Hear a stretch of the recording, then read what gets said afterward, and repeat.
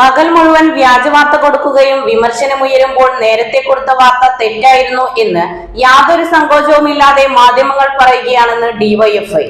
മാധ്യമങ്ങളുടെ ഇടതുപക്ഷ രാഷ്ട്രീയ വിരോധം എല്ലാ പരിധിയും വിട്ട് കേരള വിരോധമായി മാറിയിരിക്കുന്നു. ഒടുവിലത്തെ ഉദാഹരണമാണ് വയനാട് ദുരന്തവുമായി ബന്ധപ്പെട്ട് സംസ്ഥാന സർക്കാർ കേന്ദ്രത്തോട് സഹായം അഭ്യർത്ഥിക്കാൻ തയ്യാറാക്കിയ മെമ്മോറാണ്ടത്തിലെ എസ്റ്റിമേറ്റ് തുക ചൂണ്ടിക്കാണിച്ച് ഇത് ചിലവഴിച്ച തുകയാണ് എന്ന നിലയിൽ നടത്തുന്ന സത്യവിരുദ്ധമായ പ്രചരണങ്ങൾ. ഇത് അനുവദിച്ചു തരാൻ കേരളം തയ്യാറല്ല എന്ന് പ്രഖ്യാപിച്ച് ഡിവൈഎഫ്ഐ ജില്ലാ കമ്മിറ്റി നേതൃത്വത്തിൽ മലപ്പുറത്ത് പ്രതിഷേധ പ്രകടനവും കൂട്ടായ്മയും സംഘടിപ്പിച്ചു.